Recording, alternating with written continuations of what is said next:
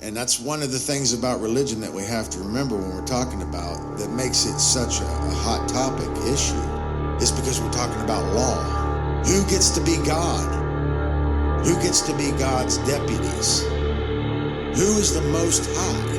Who is the divine authority?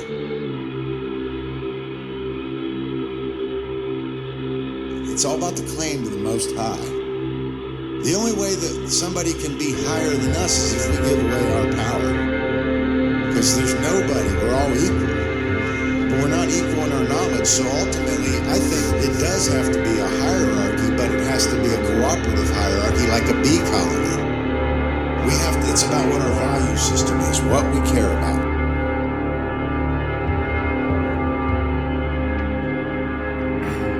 You ready? Yes, I am. Cool.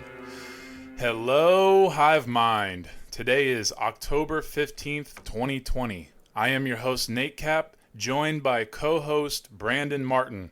Welcome to the 22nd Cubbywhole podcast, where important topics are unveiled, discussed, and tested. Our website is cubbywhole.com. That's cubbywhole.com. And as of now, a new show will be released every Monday at 6 p.m. Pacific time and every Friday at 12 p.m. Pacific time. Welcome back on, Brandon. It's a great pleasure to be back on here with you, Nathan, and I'm super excited to get into the topics that we have laid out for the viewing audience today. Yeah, man, this is really exciting. I'm really stoked to get into the topics that we've already laid out, but that we're going to be getting into, because this is really, really important information. But before we get started, Brandon is going to get us caught up on the S.E.E.D growth event, which is coming up next May of 2021. So go ahead and give us the update on what's going on with that. Well, the first thing I like to do for new listeners, because I know a lot of people don't listen to these in chronological order like they should be listening to them in, is that for the question, what is the S.E.E.D conference? The S.E.E.D conference is a 2-day conference featuring a proactive approach to the task of spreading significant occult knowledge of consciousness, mind control, truth, spirituality, self-awareness, sovereignty, and many other topics, especially things that we've been talking about on this podcast. And we're going to have top caliber speakers from all over the place coming in to share their content, to really help to bring to the forefront some of the information that is needed to help enlighten yourself to what's going on in our world. So, this is supposed to be an event that is to get people together, to bring them together so that we can meet face to face, make connections, build a great network with each other. And I would highly recommend coming to this event. It has been something of a dream of mine for a long time to be able to hold these conferences, and to be able to have it at the Baker University in Athens, Ohio is such a blessing for all of us. And it's just going to be an amazing place that we're going to be it's going to be an amazing place that we're presenting at. It's going to be in the theater room of the Baker University, so there's plenty of space for people. There will be vendors there. We will also have some after hours, events and things like that I'll be enlightening people to in the future. You can get all the information for the event at the Eventbrite page. So just go to eventbrite.com, and that's BRITE Bright.com. And then just search for S.E.E.D growth. And it should pop right up. If you need to, you can log in the date as well, which is May 14th and 15th. And that will narrow your search results down. But from there, you'll be able to purchase tickets, and you'll be able to find our payment options, which we do accept, things like PayPal and cryptocurrency also. And I would prefer that people bought the tickets through crypto if they could. I would rather you buy it through that to get away from some of the other control mechanisms, though there are issues with crypto. But yeah, I would prefer if you bought your tickets through crypto. For all the people who have already purchased tickets, your tickets are held and they are solid. And we really thank and appreciate that you held your tickets for this event. That money is going right directly to the speakers and to the location fee and the travel fees of the speakers, and that's how we're taking care of this. A lot of it's coming directly out of my pocket, and everything else is being done by the people. So this is really a cooperative effort to have this done. And as long as the travel bans do not increase, then we will definitely be continuing with the same itinerary that we've had from the beginning. So we do have a couple people coming from out of the country. That's why I mentioned the travel bans, because if they do increase to a significant degree, then those people might not be able to attend.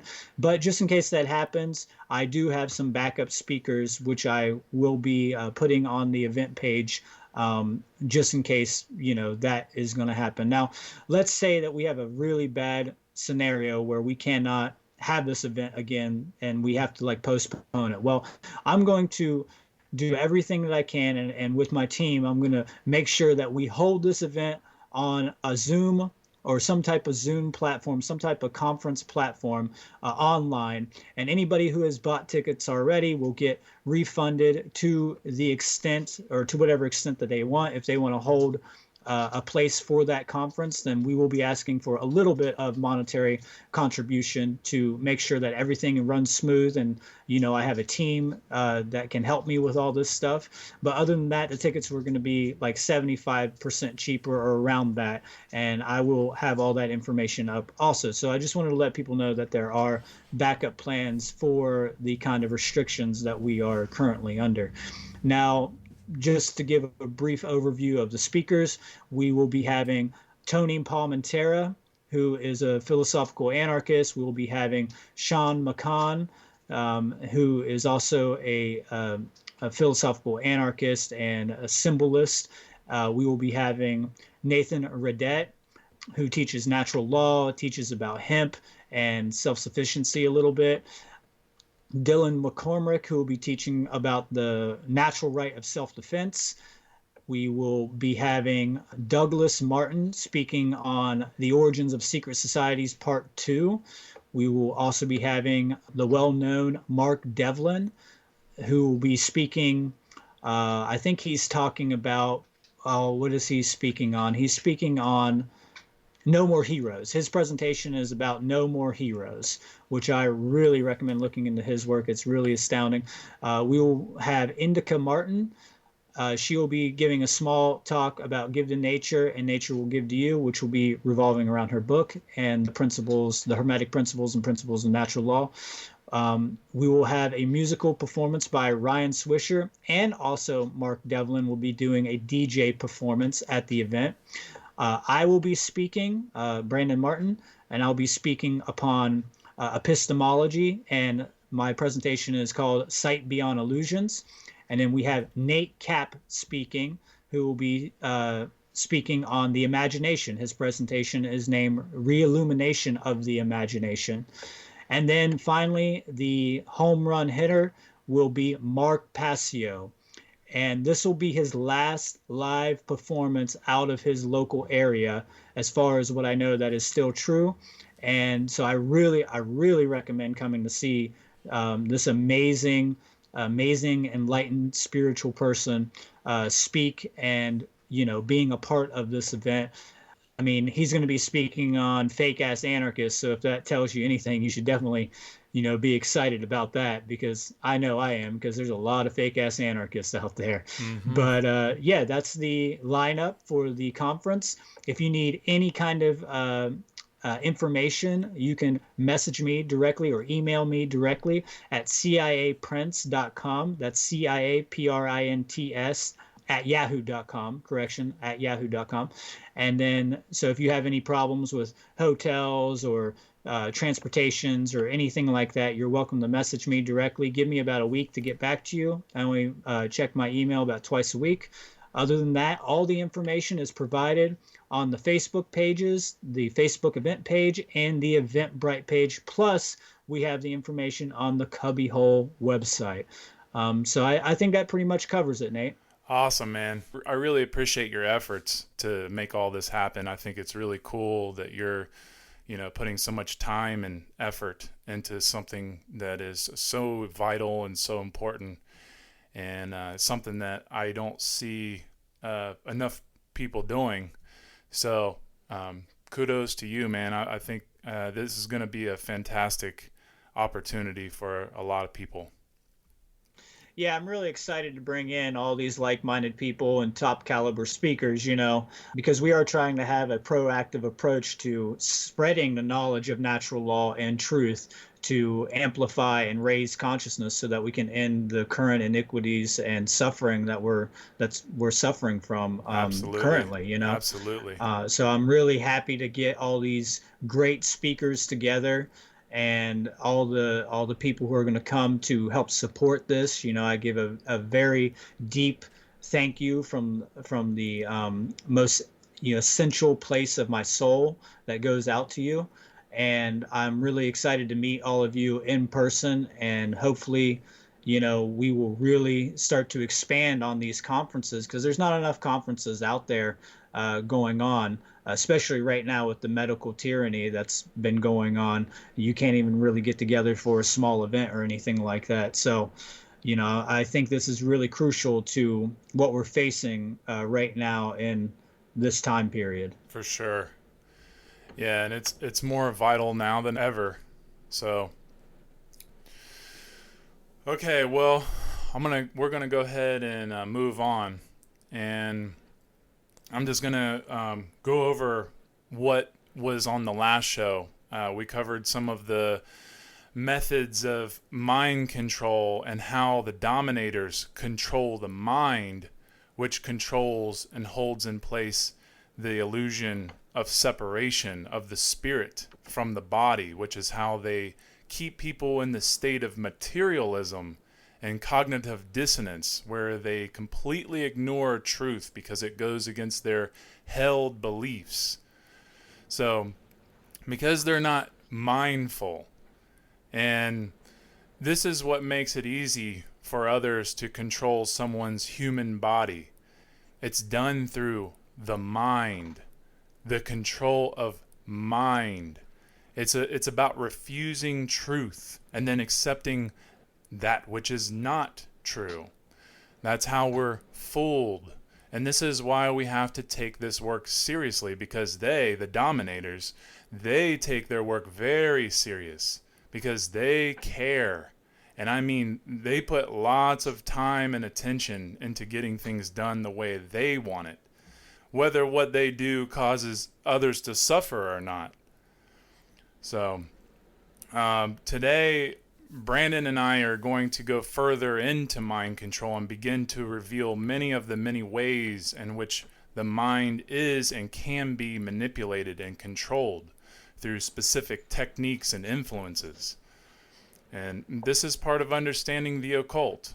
It's about understanding what occult knowledge is.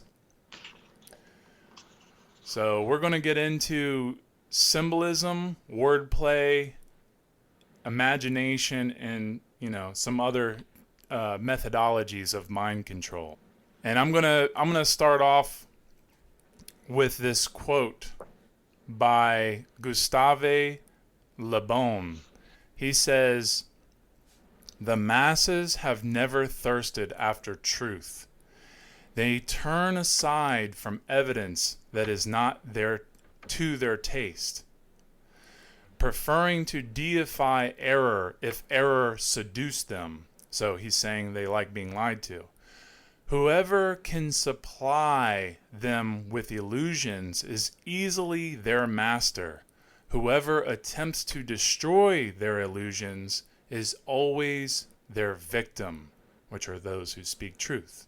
And, most people hate them.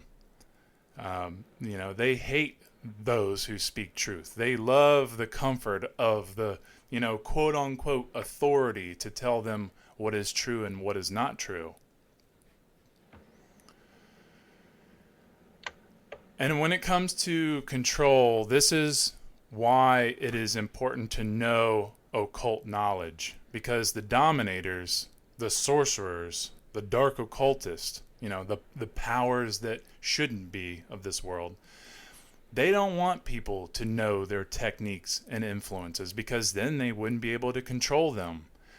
This is why they make us fear symbols and words, and fear into looking into things like the occult or Illuminati or Freemasonry or Satanism, because they don't want us to look into them, as because it'll cause disobedience, and they would lose their power over the people. It's about getting people divided in a mental schism, right where you want them, just keep them afraid of the knowledge of what they consider to be evil or what is evil, and they will reject that knowledge. Therefore, they will not know or understand what is really taking place, both within themselves and around them in the area in which they operate, because they'll never understand the techniques and influences that are employed against them. And, this is essentially how mind control works. This is really important to consider, and it's foolish to ignore these things.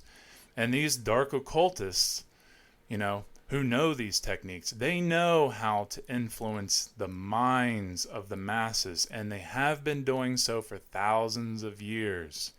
They are top-notch psychologists. They know and understand how the mind operates, and have known for a long time, because this type of knowledge, like I said, goes all the way back into our ancient past. It's important to understand that if we don't learn from our past, we are doomed to repeat it. And this is why we must learn this type of information collectively, because otherwise these dark occultists have their way, and the disturbing, bloody history repeats itself once again. It always has, and, it doesn't always have to. We are wanted ignorant about our true history. The history that's not propagated in his story books. I'm talking about our past, the events in our past that actually took place. The, horrifying mass genocide that keeps reoccurring as a result of tyrants and people's ignorance to evils that rise. See, what we have to understand is we were never taught how to see the patterns or parallels of our past in correspondence with our present, in the present day. And our ignorance of our past blinds us from seeing the growing doom of today in the present. History repeats itself, and it always has, because that's how time works in the sense of, cycles and wave patterns. And this is all about understanding the principle of rhythm. This is about understanding that if there are cycles, then we are granted opportunities to learn from our past, so that way we grow and move forward and stop repeating, the things that destroy us the most. And even if we were to learn the lesson, then we would be challenged to prove that we've learned the lesson by this time cycle, by the rhythmic wave that comes with the opportunities we need. And if we don't recognize those patterns, then we squander our opportunity to our learning, to our growth, and our advancement in consciousness. That's really important to understand. And as a result, suffering will be attached to that squandered opportunity, those squandered opportunities.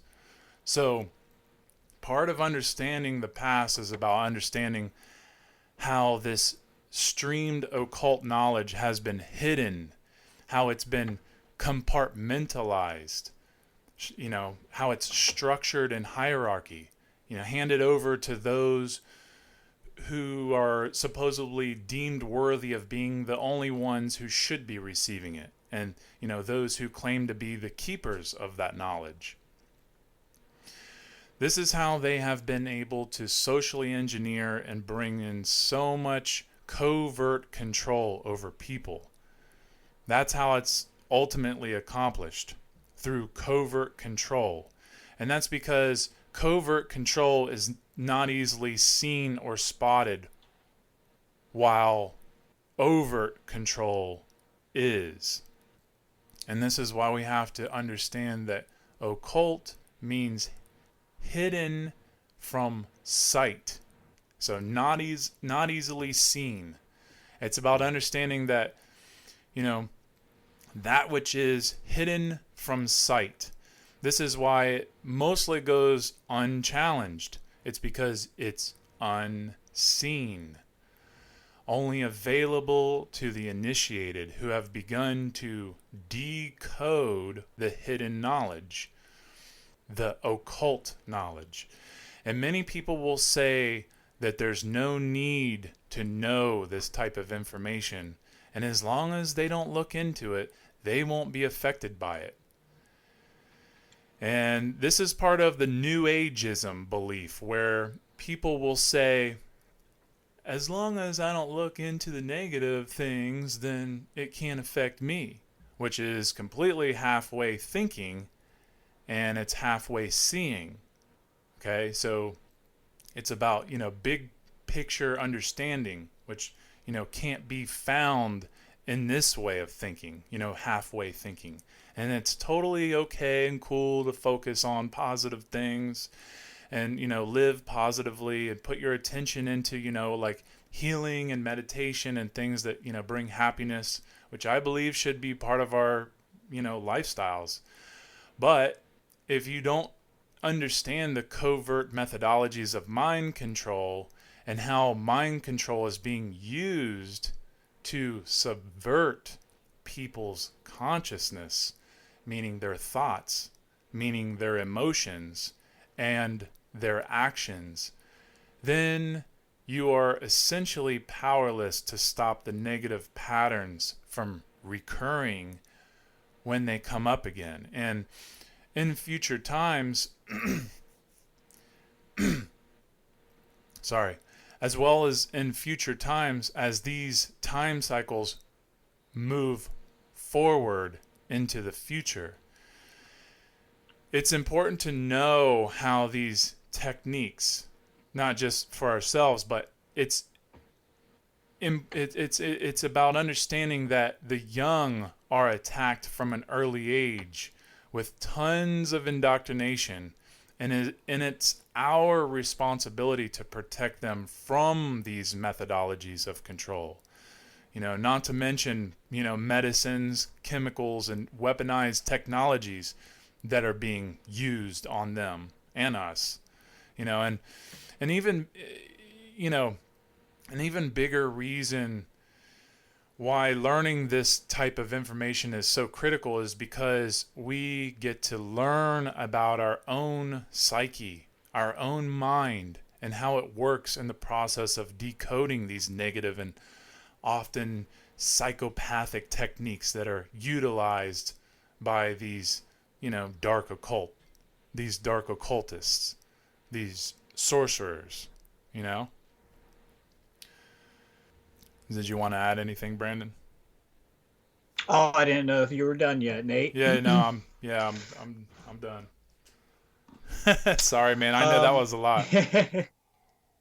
Yeah, I wasn't sure if you were going to continue to explain some more there. As far as what you've said, you are absolutely dead on. We have to understand the way the mind works and the way the mind is manipulated.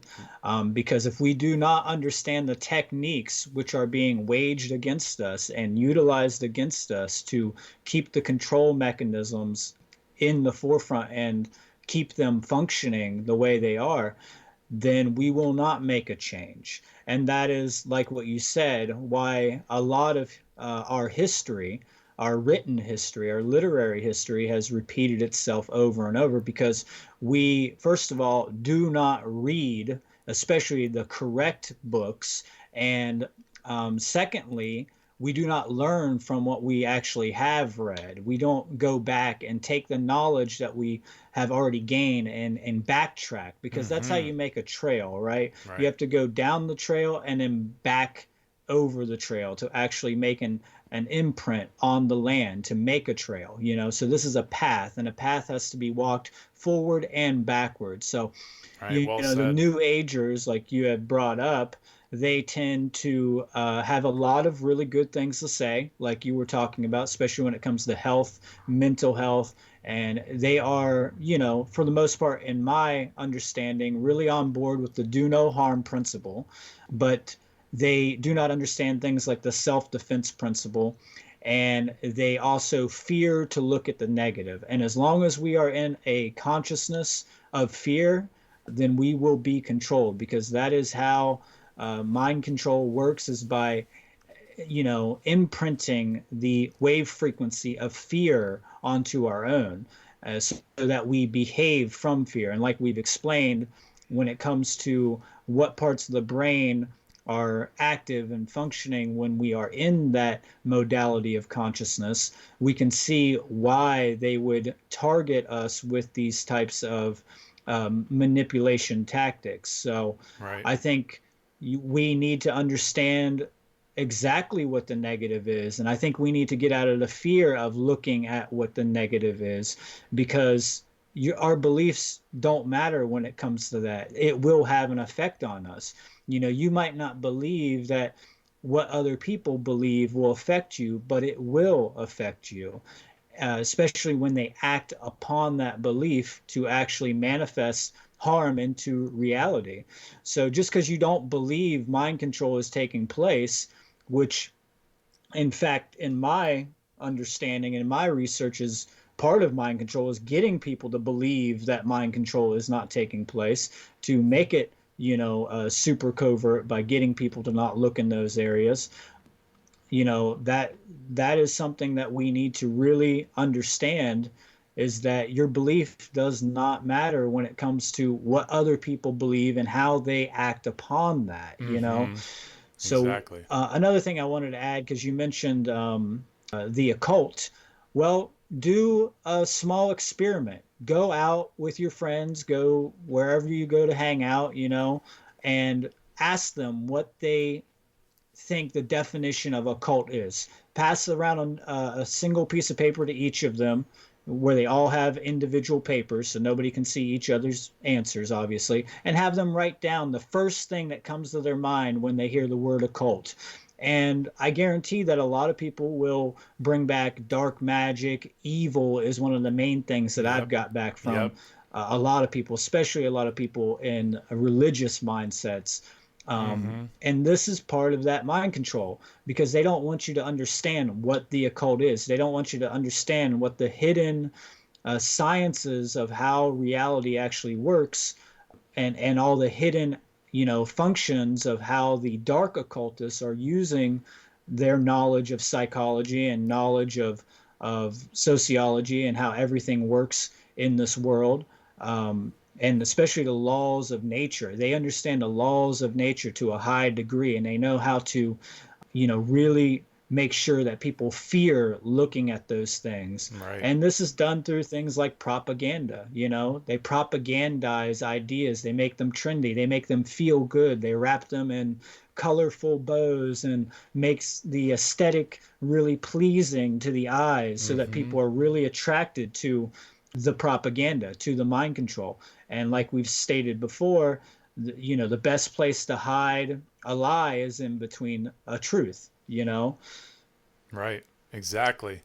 You know, and it's our job to become conscious of mind control and occult knowledge. Even if, you know, it's perceived to be evil or satanic or, you know, quote unquote negative. You know, remember, knowledge is neither good nor bad. It's neutral. It's what, you know, it's basically what someone does with that knowledge that makes it good or bad. Absolutely. I can't agree with you more.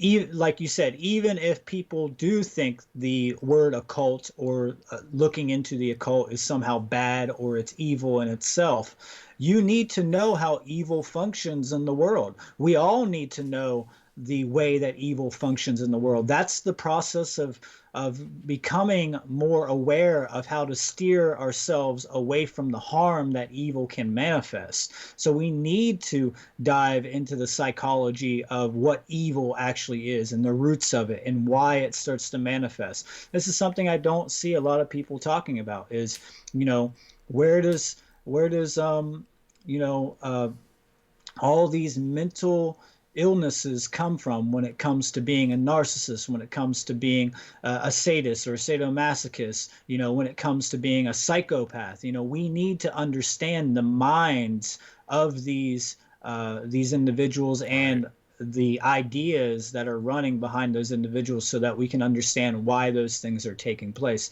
And it's not like we're lacking that understanding already. Like you mentioned, the dark occultists know the way the psychology works. They are ancient psychologists that understand all this, and we have all the knowledge at our fingertips now. We can access it through the internet, Mm-hmm. and I highly recommend accessing it through hard copy books because that's the best way to really get that's untampered with through censorship and things like that. Right. But also be careful with books because they can be republished, and you might find that one publishing company takes out certain things, and we Mm. know about all the mind control and the control that comes in with publishing companies, just like it comes out through the social media networks and the other media platforms that are out there. Yeah, you really got to So be yeah, eclectic for sure. right. We have to be eclectic with our research and what we're accumulating as far as the data that we need to make a change in this world. And this is all about understanding ourselves. People think that understanding yourself is just about looking at your own behaviors. It's not. You have to look at other people's behaviors to understand who you are. You're connected to them, they are a part of you, and you are a part of them. So you need to look at other people's behaviors and look at other people's ideas, and we need to study history and really become fluent. We don't have to have all the minutia, obviously, of all of these things, but we need to have a general understanding so that we can defend ourselves against manipulation and against the way out of control dark occultists that are just running us into the cesspool of de-evolution and running us down into the grime of turning us into golems, pretty much, not even spiritual beings anymore. We're just puppets for them to control. So we really do need to put an emphasis on how important it is to understand the occult and the psychology and the mindsets of individuals and history. Right. Exactly, man. What I want to ask you, what are some of the techniques that these dark occultists, these sorcerers, what are the techniques that or some of the techniques that they use on our minds on a daily? Can you give us a rundown of that? Yeah, I can give you a few that I feel that are some of the most beneficial that have come from, multiple other researchers that have done far more work than I ever have into this topic. The techniques of mind control are multifaceted, right? They are extremely multifaceted. And I'll give you a list here of some of the ones that another researcher, Mark Passio, has put out that I feel gets to the root of how mind control works. Okay, so we're going to start out with the first technique could be utilized as obfuscation. I'm just going to go ahead and tell you all these, and then we can go through them and explain some of them throughout this episode and then the coming episodes in the future. So the first one, obfuscation. The second one, worldview poisoning. The third one is primal fears, playing on primal fears of individuals. The fourth one divide and conquer strategy. And a lot of people are pretty familiar with this. This is what we talked about when it comes to the Hegelian dialectic and the abuse of the Hegelian dialectic. The fifth one, indoctrination. Comes down to us through the modern education system. The sixth one, controlled opposition. We see this running amok in the political narratives that we have, and with this whole mob rule, you know, crap system that we have in politics, where we have one versus the other. You know, the seventh one, the financial system, the debt-based fiat currency system that we have. And I think money is probably one of the biggest forms of mind control that runs our world. You know, I think money is one of the most evil things that has ever existed. It literally is mind control. You know, to believe that money exists in nature, it means that you're under mind control. Money doesn't exist. It is not a real intrinsic thing. It is a subjective thing that we have placed value upon, and it is being utilized against us to keep us in poverty and to keep us fighting amongst ourselves. And I really would like to hammer on that one in the future. Oh, for sure. Right. We really need to hammer on that one. So the eighth one is the control of mass media. And we can see this especially right now with what's going on with the pandemic and all this COVID, you know, bullcrap. And the control of mass media, most people should already be, you know, aware that the media has been controlled from day one. And those who don't understand that, you know, they are definitely under mind control. I mean, for one example, just look at how they use colors in the mass media. What are the two primary colors that you see on the channels of Fox or CNN? Or, you know, you're going to see reds and blues, and we're going to explain why that is, because it ties in with these techniques of mind control. The ninth one is food and medicine, where we're being warred on through our food and medicine. And yes, this is how mind control works. It works through our food and medicine.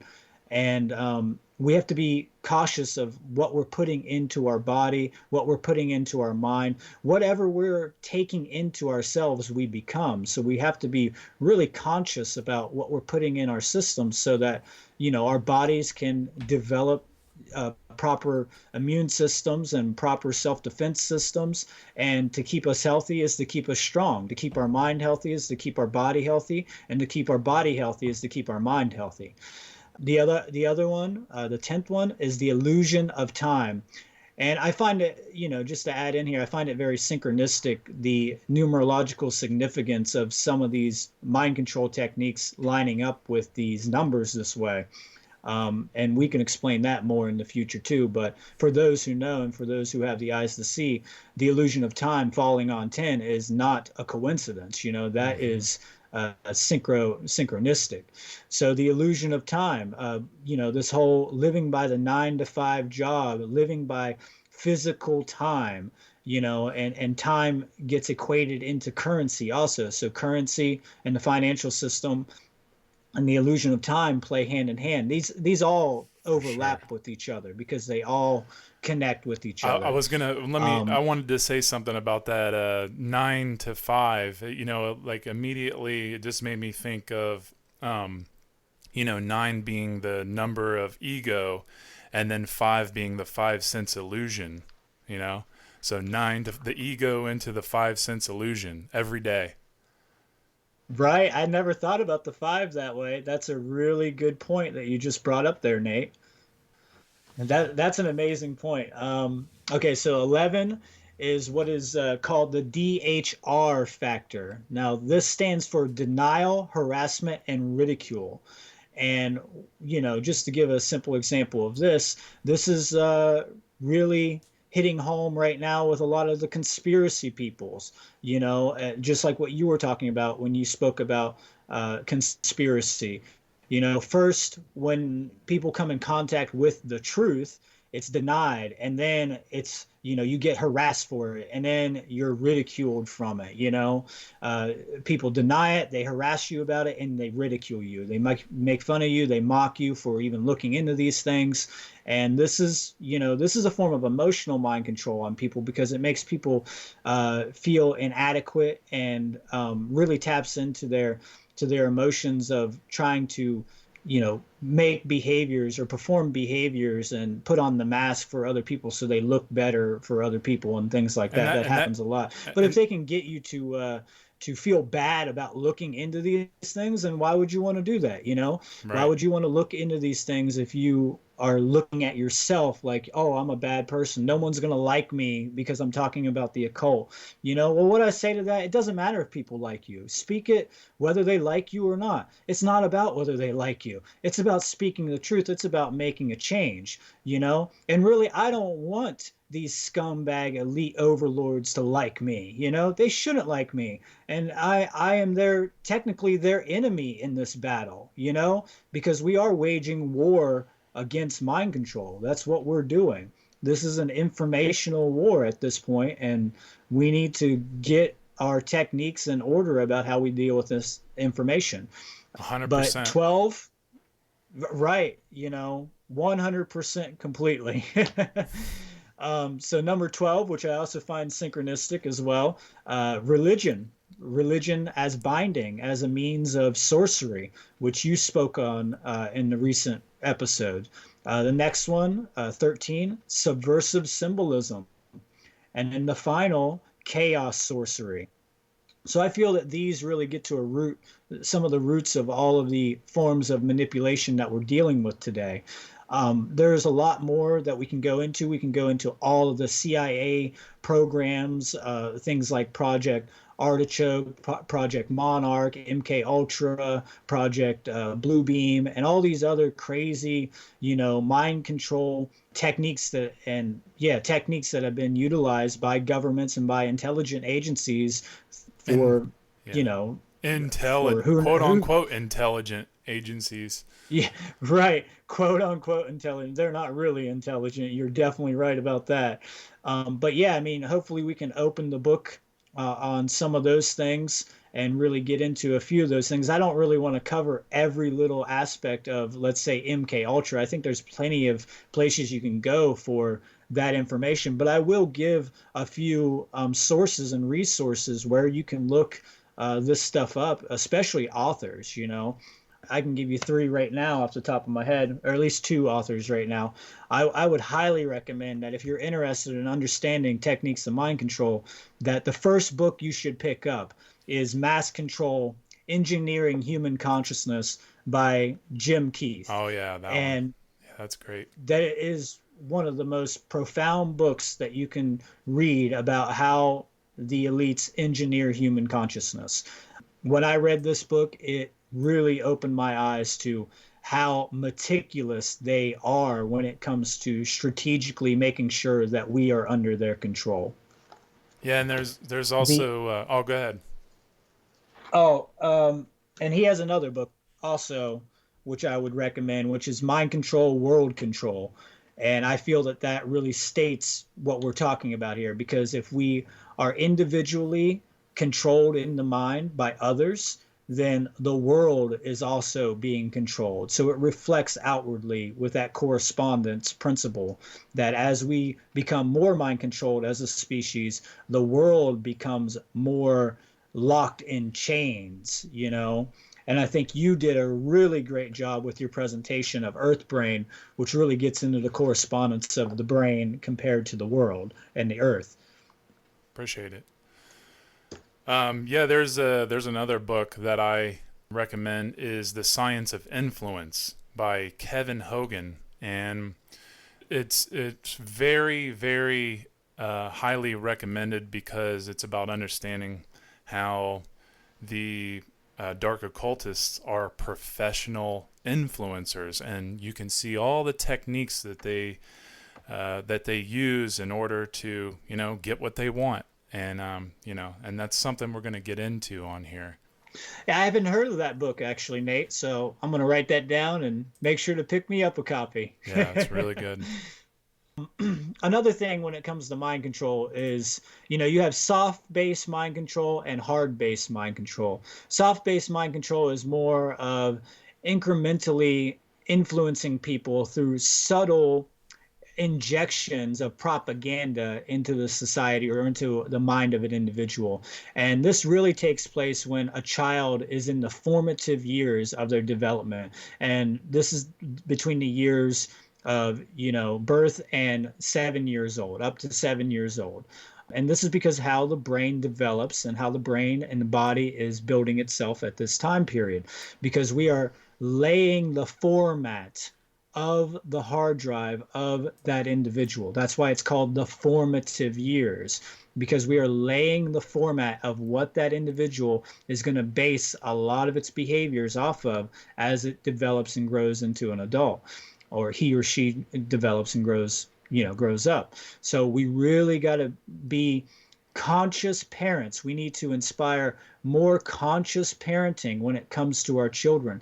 Do not steer away from teaching your children about what's going on in the world. I see this far too much with people where they withhold the truth from their children out of fear-based consciousness, to make sure that, we want to make sure that they live this happy, perfect little life. Well, guess what? Life isn't always going to be happy. Your kids are going to get upset. They're going to have emotions.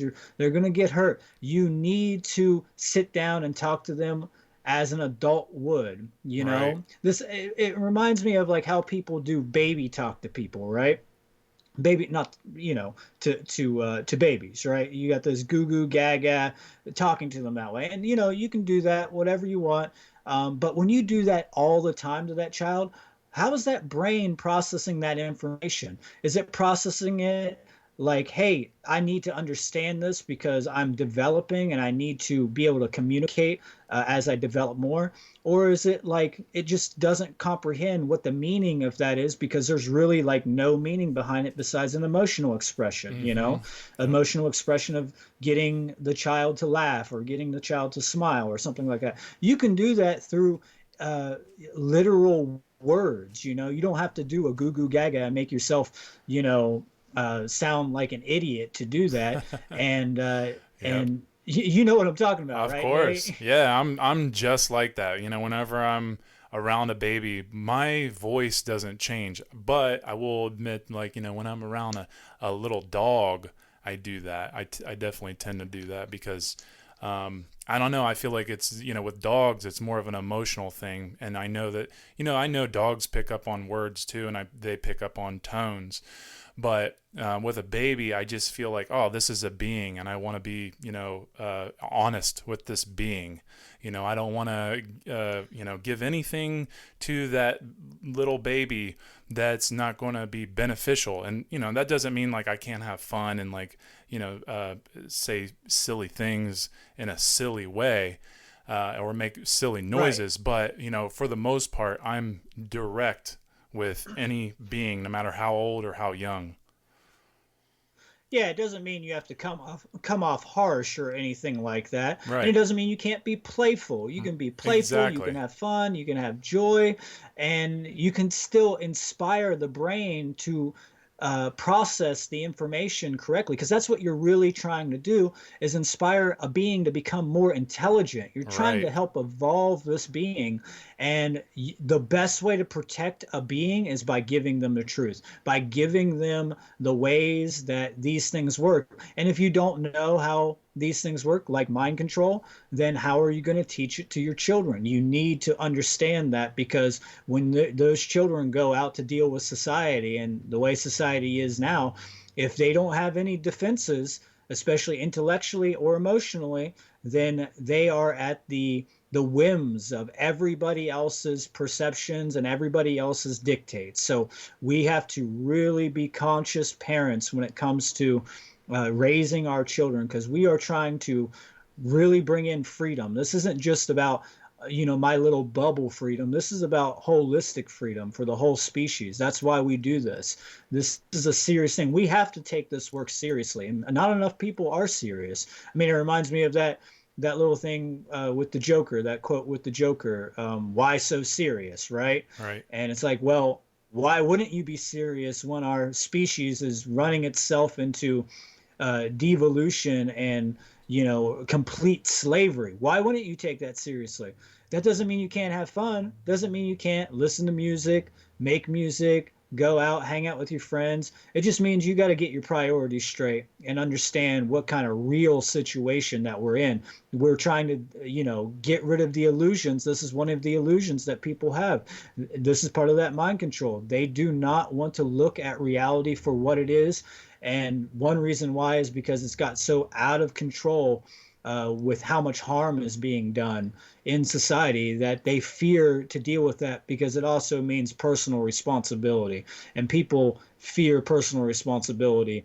I think that's one of the leading things that people fear is personal responsibility. Absolutely. And, you know, something that is very important to understand is mind control is all about the robbery of someone's imagination, through manipulation. And so what I mean by this is if you don't use your imagination, someone else gladly will, and they are, especially if someone is living and operating in society without knowledge of self and, without occult knowledge of self. And so, we're being, force-fed useless information, and, it's for the purpose of control.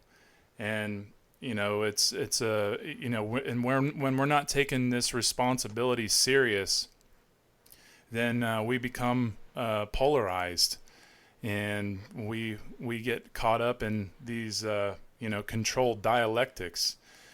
And, it's just really important that we take ourselves seriously and figure out how the mind really works in order to, bring a more harmonious balance back into the world. Absolutely, Nate. The war on the imagination is something that is so prevalent in my eyes. I see this everywhere.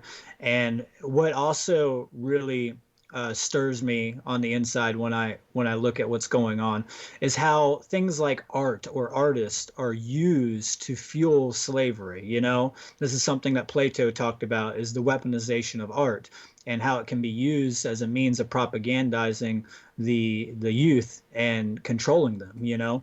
So we have to be really careful about what we're working towards and what we're working with, because I'm pretty sure that a lot of people don't want to be contributing to the benefits of their masters. Right. They don't want to sit there and make a great masterpiece, and then most of the profits, if not all the profits of whatever that profit might be, that profit could be financially or spiritually or emotionally, or any of this, to inspire the youth with knowledge through art and things like this. If that profit is monopolized by these dark occultists, then what is it really doing us? How is that doing us any good? Because that's what we see.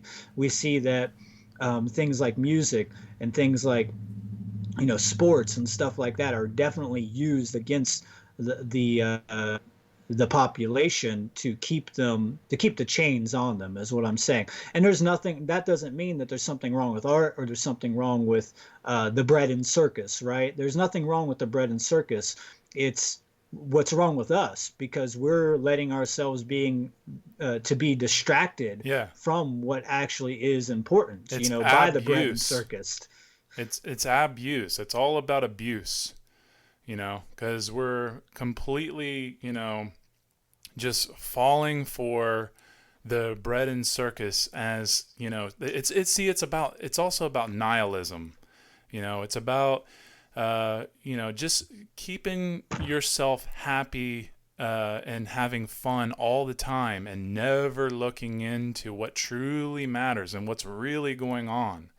And that's the biggest problem, That's why these dark occultists are having their way with us all the time and always have been, because they know that we will just buy into bread and circus all day long and that we don't care, to know what's actually taking place within ourselves and around ourselves, and obviously, like, when I say that, I'm speaking with everyone, because me, myself, and Brandon, we're definitely trying to make sure that we're not in that trapping. And that's why we're doing this show, is because we understand that, these things are actually taking place. So we're trying to help people see that this is happening in oneself and,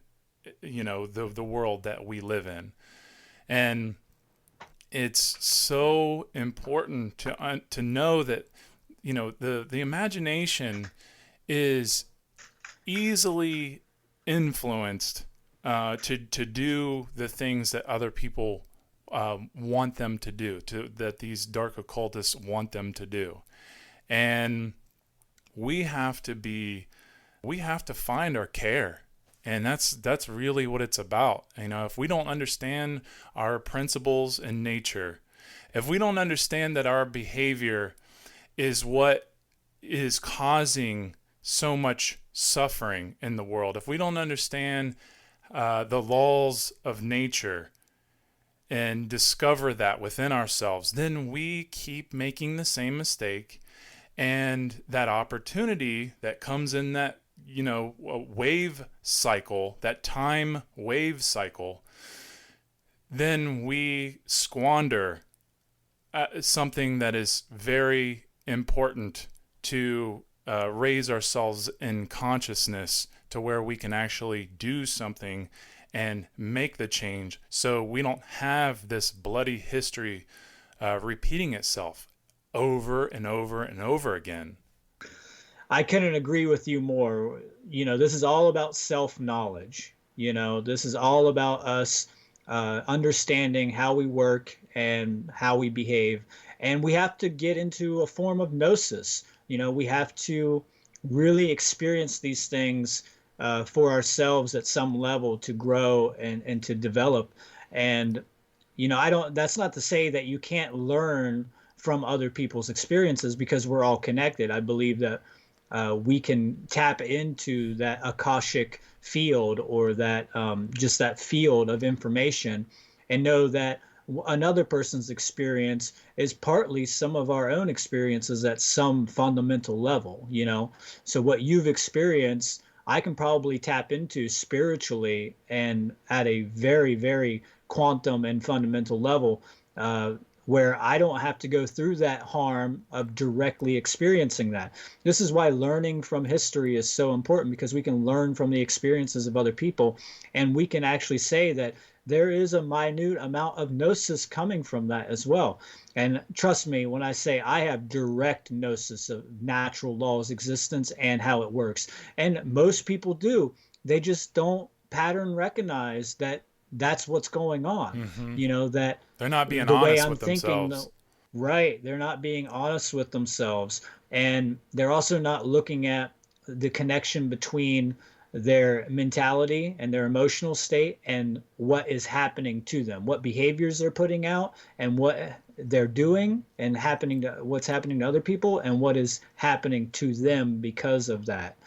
We really, really do need to understand these principles. And, a principle is a truth that creates freedom. Mm-hmm. That's what a principle is.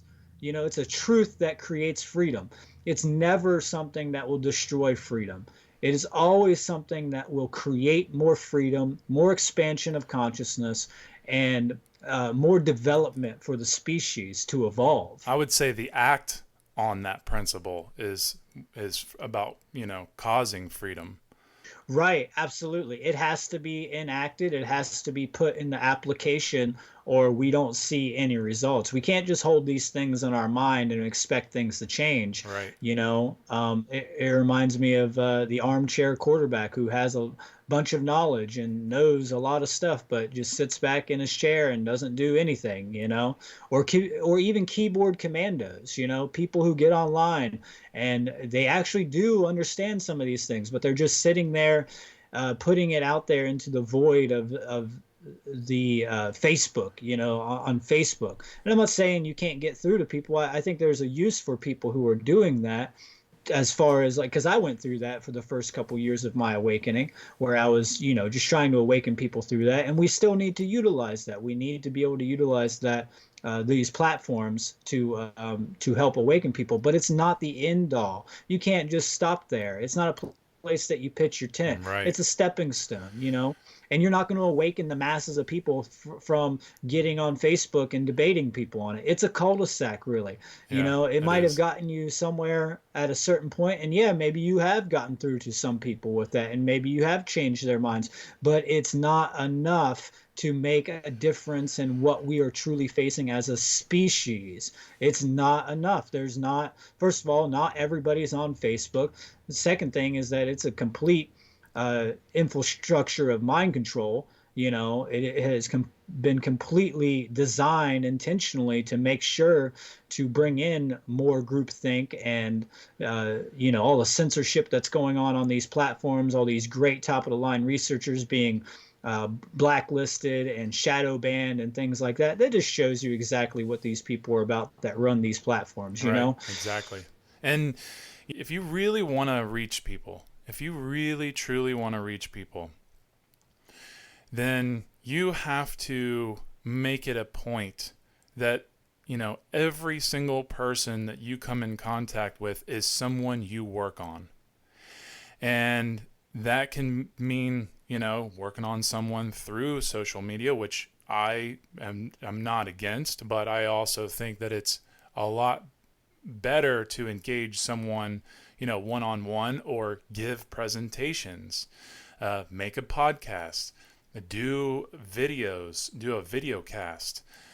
These things are what's going to hit people more. And, obviously the more that you speak about these things, the more your rhetoric becomes crisp, and the more you understand what you're talking about, and the more you can convey messages a lot better, because that's what we really need.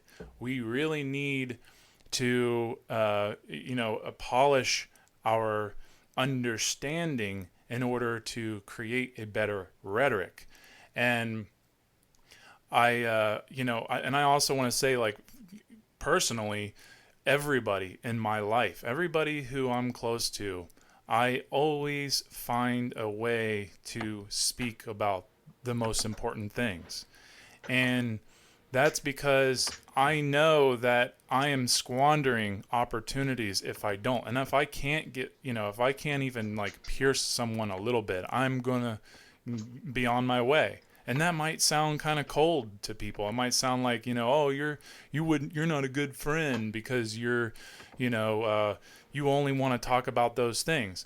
Well, yeah, I understand these things to be the most important things, because principles are, they are that which are the most important, because they are first things. And if we're not established on principles, then we find ourselves very confused about what's really taking place. And then that way, and because of that, we don't really see the big picture. We don't really understand what's taking place, like I said, within us and around us.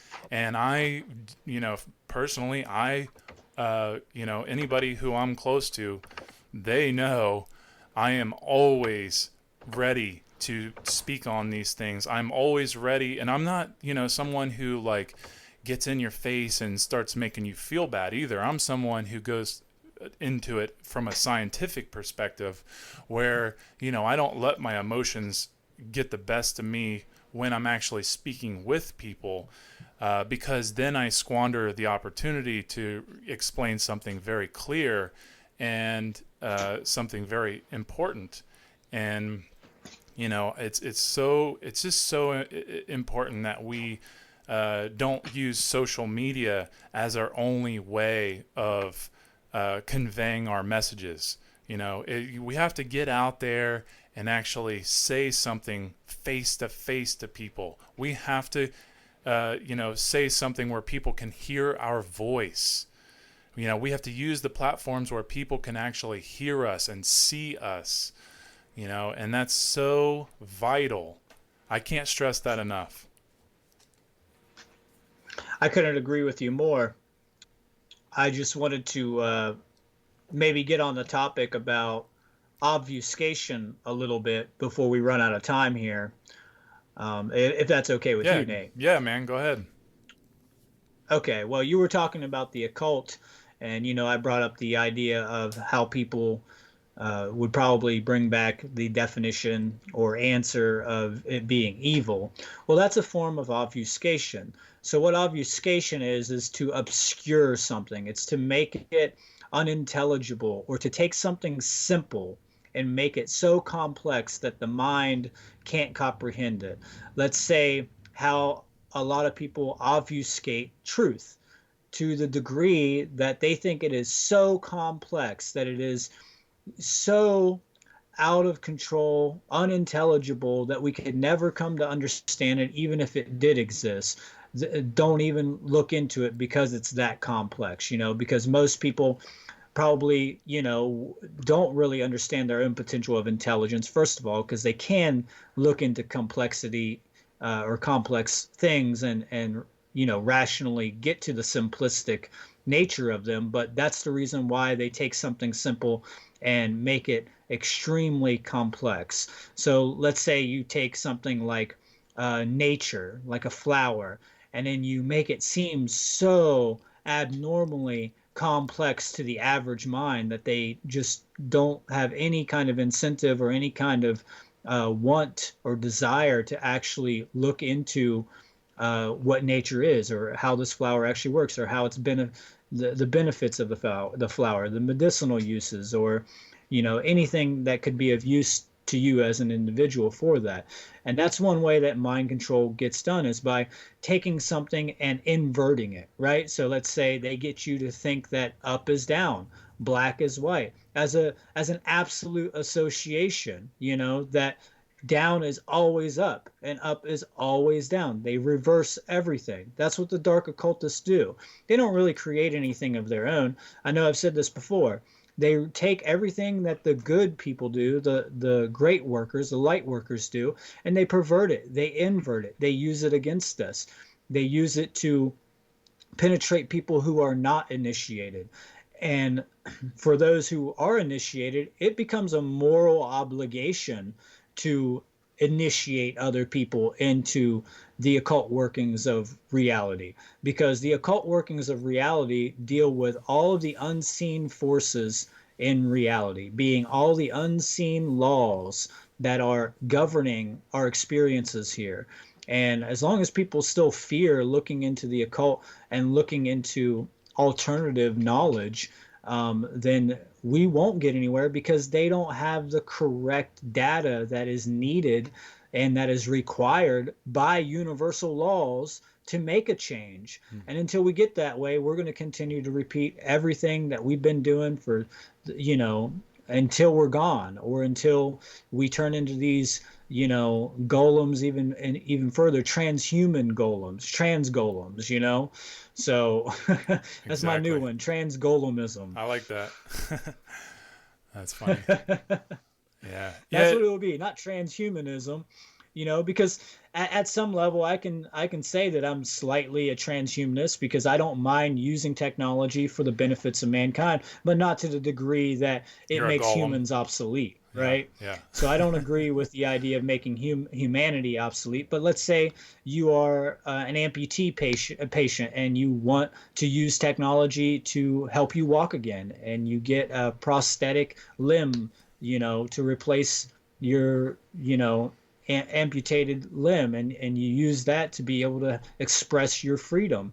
Well, there's nothing wrong with using that technology, and that's kind of transhumanist, because we couldn't do that a long time ago. That's using, the technology to our advantage for the betterment of mankind. Right.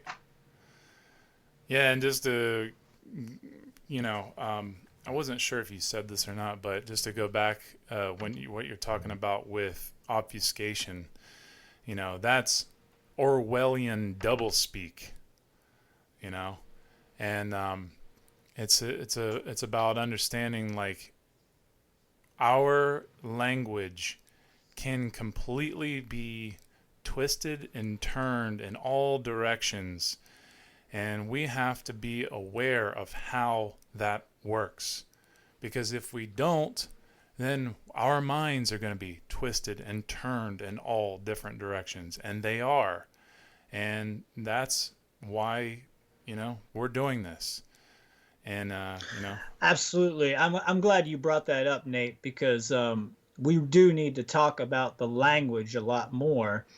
I think that people really look very low upon our the way we speak and the origins of our words, and people really don't. They take it for granted. They really don't understand how important it is to get into the etymological definitions of the words, the ideological backings of how those words came into being, and also get into the synchronistic or synchromystic green language, to get into the universal language of symbols. And this is what we're really talking about here, is becoming symbol literate, because words are symbols. It's a vibration. Words are vibratory energies and frequencies utilized to transmit meaning and purpose and understanding and experiences, to something else. And so we really do have to understand this, because it's how we communicate. It's how we communicate with ourselves, and it's how we communicate with other people, and then expanded outwardly into the world, into society, into the universe. So the real form of communication, the universal language, is symbols. And until we really get that, that skill of being symbol literate under our belts, then we really aren't going to get anywhere either. Because that's how a lot of subtle mind control is done, is through subversive influencing, through symbolism, right. And we can see this all over in our society, from the gas stations, from the symbols that gas stations are using, to all the way up to like the coat of arms of royal families and things like this. There is I would say the best place to look is just walk down your street and start looking around at main corporations, or even turn on your television and start looking at your commercials. Think about how much propaganda comes through commercials. To tell you the truth, I don't even know the last time I actually watched a commercial, because I don't have TV. I have a television, but I don't watch television, So that's one of the biggest forms of mind control also, is television, which is like a little green language there, right? We're talking about words. So green language, it's tell, lie, vision, to tell a lie, to give a vision that's not your own.